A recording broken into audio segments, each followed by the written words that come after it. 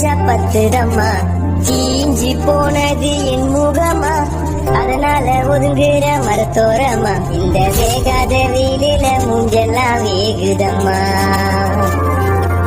வெப்பம் தாங்காம உடம்பெல்லாம் தானாவே எரியுதம்மா. என் உயிரை திருப்பி கொடுக்கும் குளிர்ச்சி எங்கே?